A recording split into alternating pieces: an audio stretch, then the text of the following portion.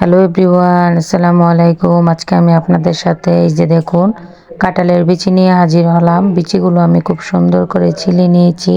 আজকে আমি আপনাদের সাথে কাঁঠালের বিচি দিয়ে চাপা শুটকির ভুনা রেসিপিটি শেয়ার করব। আপনারা পুরো ভিডিওটি স্কিপ না করে দেখতে থাকুন। এভাবে যদি একবার কাঁঠালের বিচি দিয়ে চাপা শুটকির ভুনা করে খান তাহলে দেখবেন মুখে লেগে থাকবে। এই যে এখানে আমি কাঁঠালের বিচিগুলোকে সিদ্ধ করে নিয়েছি, কেননা সিদ্ধ করে ছিলতে এগুলো খুব সহজ হয়। এখন আমি এগুলো ছিলে নেব।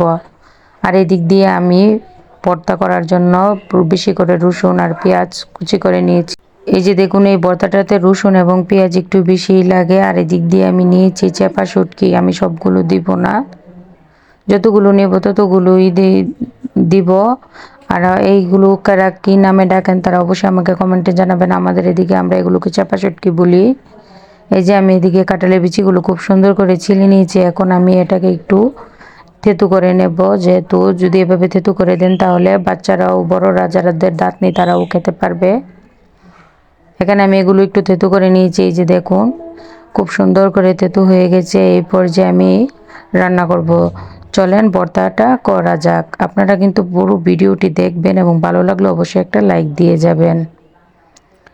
এখানে আমি প্রথমে একটি চুলায় ফ্রাই প্যান বসিয়ে ফ্রাই প্যানটা ভালো করে গরম করে নিয়েছি। এখন এর মধ্যে রান্নার সাদা তেল দিয়ে দিচ্ছি। আপনারা ইচ্ছে করলে এখানে সরিষার তেল দিয়েও করতে পারেন। আমার কাছে সরিষার তেল নাই, এজন্য আমি সয়াবিন তেল দিয়ে করছি। এই যে তেলটা গরম হয়ে গেছে, এখন আমি রসুন এবং পেঁয়াজগুলো ভালো করে ব্রাউন কালার করে ভেজে নেব। আমি আবারও বলছি, এই ভর্তাটাতে আপনি রসুন পেঁয়াজ যত দিবেন ততই স্বাদ হবে। এই যে দেখুন ভেজে নিয়েছি। এখন এই পর্যায়ে আমি শুটকিগুলো দিয়ে দিয়েছি, ভালো করে ধুয়ে নিয়েছি আমি শুটকিগুলো। এখানে সামান্য একটু লবণ দিয়ে দিয়েছি। দিয়ে এখন আমি রসুন পেঁয়াজের সাথে শুটকিটাকে ভালোভাবে ভেজে নেব। এতে করে শুটকিটা খুব সুন্দর করে গলে যাবে এবং কোনো রকম কাটা থাকবে না। আপনারা আমার টিপসটি ফলো করে এভাবে ঠিক বানিয়ে দেখবেন অনায়াসে গরম ভাতের সাথে ভর্তাটা খেতে দারুণ স্বাদ। যে সুন্দর করে ভাজা হয়ে গেছে, এই পর্যায়ে আমি এর মধ্যে একটু পানি দিয়ে দেব।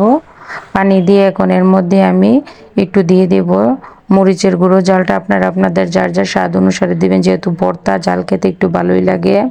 দিয়ে দিব সামান্য একটু হলুদ গুঁড়ো এবং সামান্য একটু ধনিয়া গুঁড়ো। এটা অপশনাল, আপনারা চাইলেও দিতেও পারেন আবার নাও দিতে পারেন, কিন্তু মেইন হচ্ছে মরিচের গুঁড়োটা, যেটা না দিলে ভর্তার মানেই বুঝবেন না।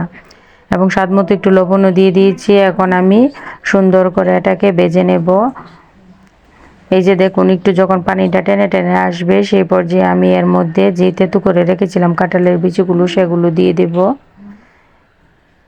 কাঁঠালের বিচি দেওয়ার পরে এটাকে অনবরত নাড়তে হবে, না হলে কিন্তু নিচে লেগে যাবে।